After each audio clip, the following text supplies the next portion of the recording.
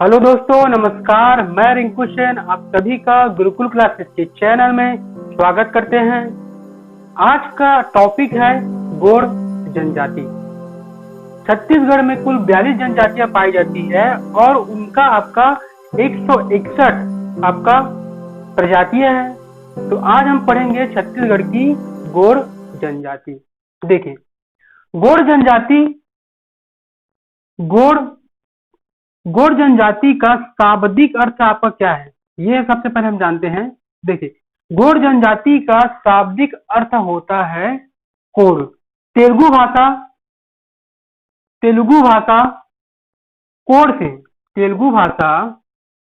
कोढ़ से आपका क्या बना? गोंड जनजाति आपका बना। कौन सा? आपका तेलुगु भाषा से। गोंड जनजाति अपने आप को स्वयं ही अपने आप को कोयतोर कहते हैं। क्या कहते हैं? कोयतोर कहते हैं। और गोंड जनजाति स्वयं ही अपने आप को कहते हैं। देखिए, गोंड जनजाति के शाब्दिक अर्थ होता है तेलुगु भाषा में कोढ़। तेलुगु भाषा में इसकी उत्पत्ति हुआ कोढ़। कोढ़ से आपका क्या बना? गोंड जनजाति। इनके अलावा गोंड जनजाति अपने आप को क्या कहते हैं? कोयतोर कहते हैं। कोयतोर का मतलब होता है वनवासी। कोयतोर का मतलब होता है वनवासी। अगर आपको क्वेश्चन पूछा जाता है कि गोंड जनजाति अपने आप को स्वयं को ही क्या कहते हैं, तो ये आपका कोयतोर कहते हैं। कोयतोर का शाब्दिक अर्थ आपका क्या होता है? वनवासी। देखिए, गोंड जनजाति का मूल की हम बात करते हैं तो गोंड जनजाति जो आपका है, ये आपका है द्रविड़ मूल का है। कौन सा मूल का है? द्रविड़ मूल का है। देखिए, द्रविड़ मूल की उत्पत्ति आपको हुआ कहां से? देखिए,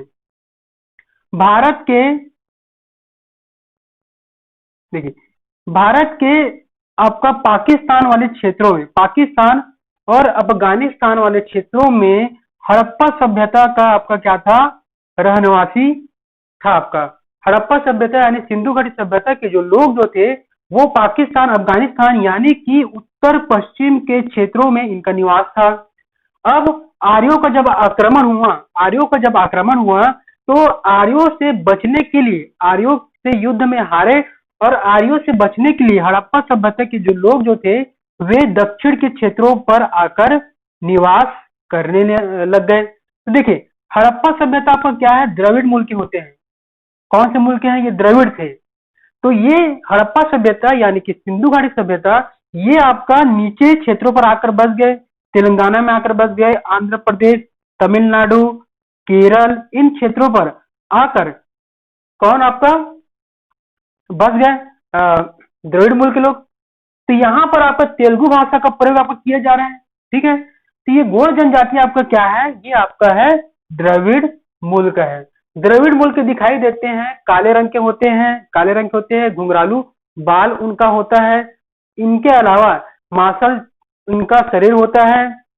तो इस प्रकार से इनका क्या है? शारीरिक बनावट है इनका। तो देखिए, गोंड शब्द का शाब्दिक अर्थ तेलुगु हमने सब जान लिया। अब हम देखते हैं कि गोंड जनजाति है वह भारत में कहां कहां निवास करती है, हम देखते हैं।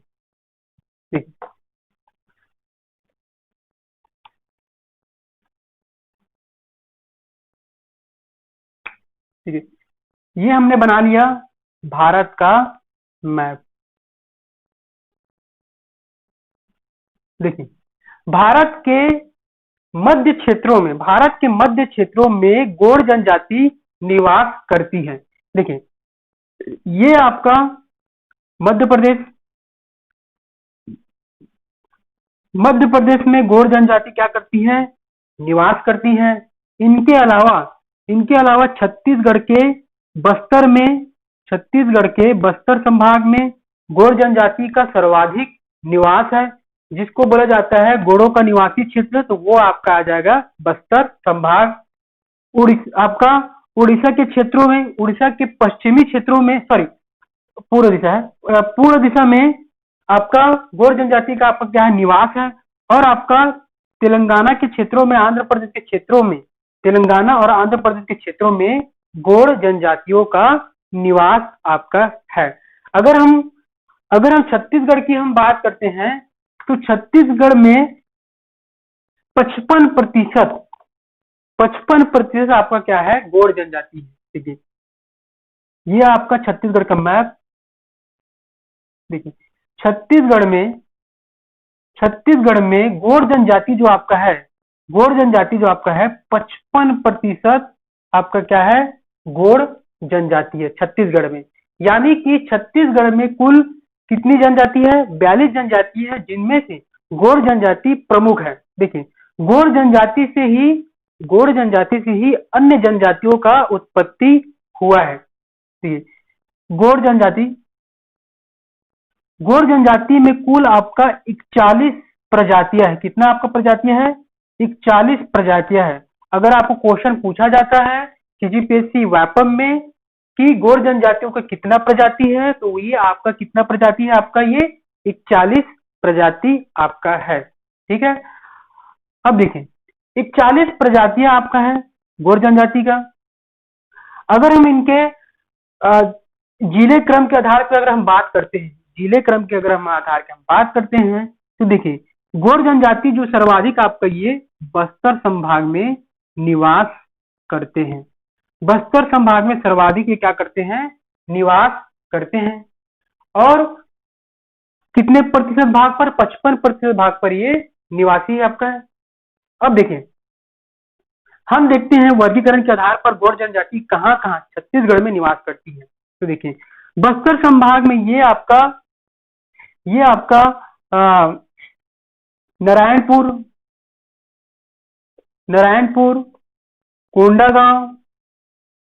कोंडागांव, बीजापुर, बस्तर, दंतेवाड़ा, इनके अलावा ऊपर के क्षेत्रों में भी इनका निवास है, लेकिन प्रजाति के आधार पर इनका निवास है। निवास के आधार पर आपका बस्तर संभाग में सर्वाधिक आपका है। अगर आपको क्वेश्चन पूछा जाता है कि गौड़ जनजाति का निवास आपका किन क्षेत्रों में है, तो ये आपका कहां पर, आपका बस्तर संभाग में आपका निवास है। ठीक है, अब देखें, अब हम देखते हैं गौड़ जनजातियों का निवास का आधार हम देखते हैं। देखिए गौड़ जनजातियों का प्रकार आपका दो प्रकार से है। इनका जो प्रकार जो है ये कितने प्रकार के, दो प्रकार का है। एक आपका कार्य के आधार पर इनका प्रकार है, कार्य का आधार का प्रकार है, और दूसरा जो आपका है ये आपका है निवास के आधार पर। निवास के आधार पर क्या है आपका गौड़ जनजाति है। देखिए कार्य जो आपका है, देखिए कार्य के आधार पर 3 प्रकार के गौड़ जनजातियां हैं। एक आपका है राजगौड़, एक आपका आ जाता है राजगौड़, दूसरा जो आपका आता है धरगौड़, और तीसरा जो है अगरिया। देखिए राजगौड़ जनजाति, धरगौड़ जनजाति, अगरिया जनजाति कार्य के आधार पर। और इनका जो निवास का जो आधार है, निवास के आधार में हम इसको 2 भागों में या हम इसको 3 भागों में बांट सकते हैं।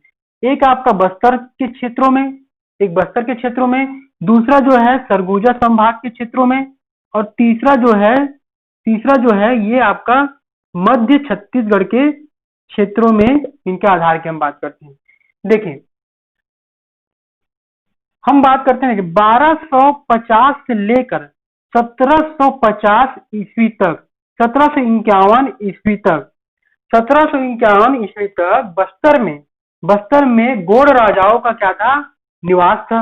1751 में नरहर साय नाम का गौड़ राजा था, जो कि क्या था बस्तर में, यह एक अंतिम गौड़ राजा था। तो देखिए इसका आपका राजगौड़ से धरगौड़ से क्या संबंध थे। देखिए नरहर साय का, देखिए 1250-1751 तक गौड़ शासन था, गौड़ राजाओं का शासन था। नरहर साय जो था अंतिम क्या था, गौड़ राजा था। अब मराठाओं का जब बस्तर के क्षेत्रों पर जब आक्रमण हुआ था 1741 में जब भास्कर पंत का जब आक्रमण हुआ था, तो उस समय में बस्तर पर भी क्या हुआ था, आक्रमण हुआ था। अब बस्तर के क्षेत्रों पर जब आपका आक्रमण हुआ था और मराठाओं ने जब आक्रमण किया था तो अंतिम गौड़ राजाओं को हराया। ठीक है, तो हराने का तात्पर्य आपका ये है कि उस समय में जो आपका जो राजा जो होता था वो आपका क्या होता था, वो आपका राजगौड़ होता था। यही राजगौड़ आगे चलकर ब्रिटिश प्रांत में इन्होंने जमींदारी का कार्यभार संभाला। जमींदारी क्षेत्र ब्रिटिश शासन में इनको और मराठा शासन में इनको प्राप्त हुआ। तो जो राजगौड़ जो होते हैं ये पहले क्या थे, राजा थे, फिर आगे चलकर ये जमींदारी का कार्यभार इन्होंने संभाला। इसके बाद जो दूसरा जो आपका है धरगौड़, अब 1250 से लेकर 1751 तक के समय में जो जनजाति, जो व्यक्ति कृषि का कार्य करते थे वो आपका जाता है धरगौड़। यानी कि धरगौड़ जो आपका कृषि और पशुपालन का क्या करते हैं, कार्य किया करते थे। और जो आपका सैनिक कार्य या जो आपका हथियार बनाने का जो कार्य किया करते थे वो आपका करते थे अगरिया क्या करते थे, आग के माध्यम से लोहे को क्या किया जाता था, गलाने का कार्य किया जाता था। इसी वजह से इस जनजाति का आपका क्या नाम है, अगरिया आपका नाम है। तो कार्य के आधार पर आपको याद होना चाहिए, याद हो गया होगा। ठीक है, अब हम देखते हैं निवास के आधार पर। तो निवास के आधार पर अगर हम बात करते हैं तो देखिए बस्तर संभाग में ये आपका अबुझ माड़िया जो सबसे ज्यादा पिछड़ी जनजाति है। अबुझ माड़िया यानी कि दंडामी माड़िया, मुड़िया, दोरला, परजा, इस प्रकार की जनजातियां बस्तर संभाग में पाई जाती हैं। सरगुजा संभाग की अगर हम बात करते हैं तो सरगुजा संभाग में आपका खैरवार जैसी जनजाति पाई जाती है, जो क्या करती है आपका कत्था चुना का जो निकालने का कार्य ये आपका खैरवार जनजाति करती है। मध्य छत्तीसगढ़ के क्षेत्रों में इसके भी बहुत सारे प्रकार हैं, लेकिन हम इसके प्रकार को हम इसमें शामिल नहीं करेंगे। ठीक है, तो देखिए हमने जान लिया। अब हम बात करते हैं इसके सामाजिक जीवन के बारे में। देखते हैं गौड़ जनजातियों का सामाजिक जीवन क्या था, क्या इन लोग इसका खाना पीना था, किस प्रकार से इनका रहन सहन था, इनका विवाह क्या था, ये सब हम क्या करेंगे, सामाजिक जीवन के अंतर्गत हम जानेंगे। देखिए गौड़ जनजातियों का सामाजिक जीवन, देखिए गौड़ जनजातियों का जो सामाजिक जीवन जो है आपका, देखिए हम सबसे पहले इनके अनाज के बारे में हम बात करते हैं। तो इनका जो आपका अनाज जो है ये आपका चावल का सेवन करते हैं। कोदो कुटकी जैसे मोटे चावल का भी क्या करते हैं, खाते हैं। इनके अलावा ये आपका क्या है, सर्वाहारी है। सर्वाहारी का मतलब सभी जानते होंगे। सर्वाहारी का मतलब आपका क्या होता है कि शाकाहारी मांसाहारी दोनों है आपका। इनका जो पेय पदार्थ है वो आपका है पेज यानी कि हमारे भाषा में अगर हम बोले जाए तो ये आपका क्या है, खिचड़ी। और इनके अलावा इनका जो है महुआ का ये क्या करते हैं, शराब का सेवन भी करते हैं। यानी कि इनका जो वृक्ष जो आपका है, इनका जो वृक्ष जो है मतलब इनका जो पवित्र जो वृक्ष है वो आपका क्या है, महुआ इनका पवित्र इनका क्या है, वृक्ष है। हम अगर इनकी बात करते हैं कृषि के जीवन के हम बारे में बात करते हैं तो इनका जो कृषि जो होता था ये चावल की खेती करते, कोदो कुटकी की खेती करते हैं। यानी कि ये आपका कृषि करते हैं। कृषि के अलावा पशुपालन करते हैं, यानी पशुचारण भी करते हैं। और इनके अलावा ये वनोपज यानी कि आपका तेंदुपत्ता का भी ये क्या करते हैं, संग्रहण किया करते हैं। कौन? आपका गौड़ जनजाति। अगर हम इनके विवाह का हम इनका वैवाहिक जीवन के बारे में हम बात करते हैं तो इनका वैवाहिक जीवन बहुत ही ज्यादा दिलचस्प है, बहुत ही ज्यादा इंटरेस्टिंग है, पढ़ने में आपको बहुत ही ज्यादा मजा आएगा। देखिए इनका जो विवाह जीवन जो होता है, इनका अगर हम विवाह की हम बात करते हैं तो इनका जो वैवाहिक जीवन में इनके में आपका होता है विधवा विवाह। कौन से विवाह? विधवा विवाह। देखिए विधवा विवाह में आपका होता क्या है कि इसमें जो आपका जो है लड़की जो है, आपका जो लड़की जो आपका है, यह लड़की का जब पति आपका क्या हो जाता है, आपका मर जाता है, निधन हो जाता है, तब उसके बाद वो क्या हो जाती है? विधवा हो जाती है। ठीक है, वो लड़की तो वो क्या करता है? दोबारा दोबारा विवाह करने का मौका उस लड़की को मिलता है। तो ये आपका क्या है? विधवा विवाह। विधवा विवाह। दूसरा जो आपका है वधु मूल्य विवाह। वधु मूल्य विवाह जिसको बोला जाता है क्रय विवाह के नाम से भी ये जाना जाता है, या लमसेना विवाह के नाम से भी यह आपका जाना जाता है। देखिए गौड़ जनजाति में वधु मूल्य विवाह का मतलब इसमें होता है कि इसमें जो आपका जो लड़का है, जो लड़का जो है, इसमें ये हमने बना दिया लड़का और ये आपका हो गया लड़की। ठीक है, इसमें क्या होता है कि जो लड़का जो होता है, लड़की को जब विवाह करता है तो इसके लिए आपका क्या है? आपका मूल्य देना पड़ता है, यानी कि उसको पैसा देना पड़ता है लड़की से विवाह करने के लिए, जो कि एक प्रकार का बहुत ही अच्छा प्रकार का ये क्या है?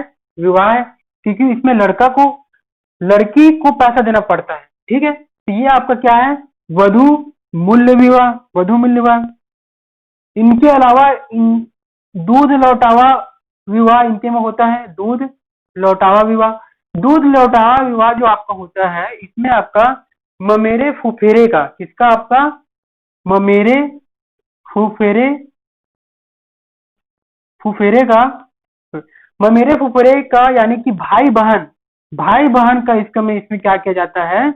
विवाह किया जाता है। ममेरा का आपका जो भाई या बहन आपका हो जाए, या फुफेरा का आपका बहन या भाई आपका हो जाता है, उसका विवाह कर दिया जाता है, तो इसको बोला जाता है दूध लौटावा विवाह।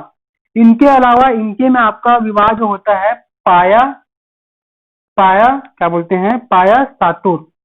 पाया सातुर जो आपका जो विवाह है, जिसको बोला जाता है अपहरण विवाह, जिसको बोला जाता है अपहरण विवाह, किडनैपिंग विवाह। ठीक है, देखिए पाया सातुर अपहरण विवाह में आपको होता क्या है कि इसमें जो आपको जो है लड़की जो इसमें जो लड़का जो है, लड़की को क्या करता है? किडनैप कर लेता है, अपहरण कर लेता है और उस लड़की को अपने घर में ले आता है। इस प्रकार के विवाह को बोला जाता है पाया सुतुर विवाह या अपहरण विवाह। यहाँ पर क्वेश्चन आपका अपहरण विवाह से ना होकर आपका पाया सुतुर विवाह से पूछा जाता है, तो ये आपको ध्यान में रखना है। इनके अलावा आपका होता है भगेली विवाह। भगेली विवाह। देखिए भगेली विवाह आपका क्या है? ये आपका अपहरण विवाह से थोड़ा सा आपका अलग है। इसमें क्या होता है कि जो लड़की जो है, इसमें जो आपका कौन है? आपका जो लड़की जो आपका है, लड़की जो आपका है वो लड़का के घर में, आपका लड़के के घर में आपका क्या करती है? जिद में आके निवास करती है लड़के के घर में। ठीक है, और इस प्रकार के विवाह को आपको क्या बोला जाता है? भगेली विवाह। इसमें लड़की जो है लड़के के घर में आकर रहने लग जाती है। ठीक है, तो इस प्रकार के विवाह को बोला जाता है भगेली विवाह। ठीक है, और इसके बाद हम आते हैं, हाँ आपका हो गया जितना भी आपका जो कंप्लीट जो आपका विवाह आपका हो गया। अब हम बात करते हैं इनके विवाह के बारे में, हम बात कर चुके हैं, तो हम इनके पहनावे के बारे में हम बात करते हैं। विवाह के समय में क्या क्या पहना जाता है और जनरली ये क्या पहनते हैं। तो जो महिलाएं जो होती है वो क्या? पीतल पीतल मोती मूंगा, पीतल मोती मूंगा, पीतल मोती मूंगा का आभूषण महिलाएं भी पहनती है, गौड़ जनजातियों के। और आपका पुरुष भी क्या करते हैं? पहना करते हैं। तो ये इनका क्या है, इनका पहनावा है, इनका है। ठीक है, अब हम बात करते हैं इनके देवताओं के बारे में। इनके कौन कौन से देवता हैं उसके बारे में बात करते हैं। तो देखिए, इनका जो इनका जो देवता है, यानी कि हम बात कर रहे हैं इनका धार्मिक जीवन में, हम इसको धार्मिक जीवन में शामिल कर देते हैं। धार्मिक जीवन, देखिए, इनका जो देवता जो आपका होता है, जो इनका इष्ट देवता होता है, ये आपका होता है बूढ़ा देव। बूढ़ा देव इनका क्या होता है, इष्ट देवता होता है। यानी कि सभी के धर्मों में, सभी जनजातियों में, हम बात करते हैं किसी भी प्रकार की जनजातियों में एक इष्ट देवता होता है। उसी प्रकार की गौर जनजाति में बूढ़ा देव इनका इष्ट देवता होता है। इनके अलावा इनका दूल्हा देव, दूल्हा देव का विवाह के समय में इसका पूजा किया जाता है। जब लड़का लड़की जब विवाह कर लिया जाता है, जब लड़का लड़की जब विवाह कर लिया जाता है, तब आपका दूल्हा देव का क्या किया जाता है, पूजा किया जाता है, लड़का लड़की विवाह करने के बाद। इसके बाद हम देखते हैं आपका सूरज देव। सूरज देव जो आपका है, ये आपका सूरज को हम क्या करते हैं, पानी देते हैं, सूरज देवता को हम पूजा करते हैं। तो ये आपका मकर संक्रांति के समय के में सूरज देव को पूजा किया जाता है। इनके अलावा आपका नाग देव, नाग देव, नाग देव, नाग पंचमी के समय में इस देवता का पूजा किया जाता है। तो ये बहुत ही आसान है, आप याद कर सकते हो आप। ठीक है, अब हम बात करते हैं धार्मिक जीवन के अंतर्गत इनका मृत संस्कार। मृत संस्कार के समय में क्या होता है, देखिए, हिंदू धर्म में आपका जो संस्कार है आपका क्या है कि हिंदू धर्म में आपका तीसरे दिन में भी आपका मनाया जाता है, तीज मनाया जाता है, आपका सतवाही आपका मनाया जाता है, सातवाही, और आपका दसवाही में आपका दसगात्र, और 13 में आपका 13वीं मनाया जाता है। लेकिन इनके में आपका क्या होता है, तीसरे दिन और 10वें दिन का कार्यक्रम गौर जनजाति में कार्यक्रम मनाया जाता है। तीसरा दिन का जो आपका कार्यक्रम जो होता है, तीसरा दिन को बोलते हैं कोज्जी। तीसरे दिन को क्या बोला जाता है, कोज्जी। मृतक संस्कार जब दफनाया जाता है तो ये आपको क्या बोलते हैं, कोज्जी बोलते हैं। 10वें दिन को बोला जाता है, एक जैसे कि हमारे हिंदू धर्म में आपका क्या होता है, दसगात्र होता है, तो इसके में क्या होता है, कुंडा। क्या होता है आपका, कुंडा। तो ये आपका कुंडा, और ये कुंडा में क्या होता है, मिलन संस्कार होता है, मिलन संस्कार होता है। ठीक है, तो 10वें दिन कुंडा और तीसरे दिन आपका क्या होता है, कोजी। इनके अलावा जो आपका गौर जनजाति है, गौर जनजाति घर के बाहर में नोहडोरा बनाते हैं। क्या बनाते हैं, नोहडोरा बनाते हैं घर के बाहर में। घर के बाहर में नोहडोरा बनाते हैं। ये आपका जो नोहडोरा जो आपका है, इस प्रकार से आपका आपका बनाया जाता है नोडोरा। यह नोडोरा को उनका मान्यता है कि इससे क्या है, भूत प्रेत जो बाधा जो है, ये घर में प्रवेश नहीं कर सकती है नोडोरा के कारण, नोडोरा के कारण। ठीक है, तो हमारे हिंदू धर्म में जन्माष्टमी के समय में नोडोरा मनाया जाता है, दो बनाया जाता है। ठीक है, तो ये आपको याद रखना है, आपको भूलना नहीं है, क्योंकि हिंदू धर्म को और आपका गौर जनजाति को संबंधित करके आप लोगों को बता रहा हूं, इससे आप भूल नहीं सकते। अब हम बात करते हैं इनके इनके नृत्यों के बारे में। देखें, इनका नृत्य क्या क्या है उनको हम समझते हैं, और इनके पर्व को हम समझते हैं। देखिए, आपका गौर जनजातियों का जो आपका जो पर्व है, यानी कि त्योहार, इनका जो त्योहार जो है, ये आपका मेघनाथ पर्व मनाते हैं। कौन सा पर्व, मेघनाथ पर्व ये मनाते हैं।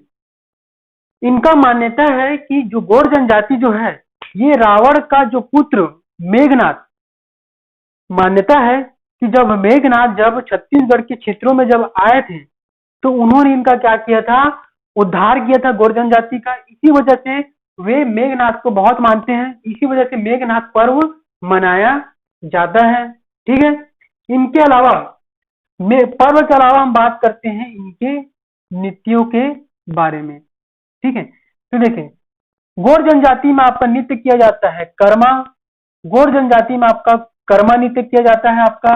इनके अलावा सैला, सैला नृत्य, भड़ोनी नृत्य, कौन कौन से, कर्मा, सैला, भड़ोना, आपका बिरहा, बिरहा नृत्य किया जाता है। इनके अलावा आपका आ जाता है गेड़ी नृत्य, गेड़ी नृत्य आपका किया जाता है।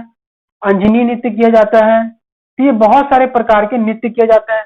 कर्मा सभी त्योहारों में किया जा सकने वाला नृत्य है, बहुत सुंदर नृत्य है।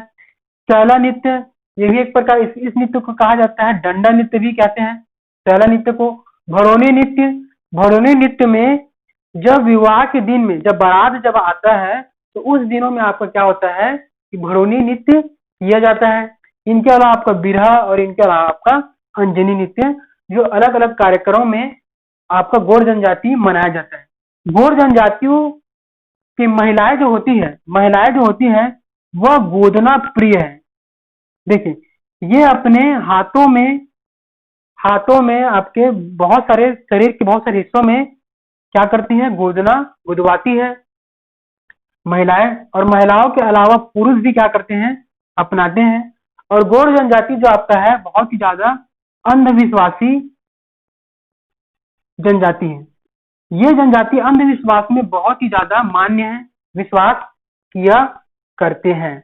और लास्ट आपका जो अंतिम है कि गौड़ जनजातियों की जो भाषा जो है, हम भाषा के बात करते हैं तो इनकी जो भाषा है बहुत ही ज्यादा अद्भुत है। इनकी जो भाषा बोली जो आपका है, भाषा बोली जो आपका है, ये आपका है गोड़ी। गोड़ी भाषा का प्रयोग किया करते हैं। इस गोड़ी भाषा का प्रयोग आपका नरहर शाह से पहले यानी कि 1250 से 1750 इस समय में इस भाषा का क्या हुआ था, उत्पत्ति हुआ था। भाषा का उत्पत्ति हुआ था ब्रिटिश सरकार के समय में 1890 में। ब्रिटिश सरकार के समय में 1890 में गोड़ी भाषा का व्याकरण का भी इस्तेमाल किया गया। व्याकरण भी इनका निर्माण 1890 में गोड़ी भाषा का किया गया है। तो ये आपका क्या हो गया, पूरा आपका गौड़ जनजातियों का पूरा आपका कंप्लीट हो गया। अगर आपको वीडियो अच्छा लगा तो प्लीज सब्सक्राइब करना ना भूलें और लाइक कमेंट शेयर जरूर कीजिए। वीडियो देखने के लिए बहुत बहुत धन्यवाद।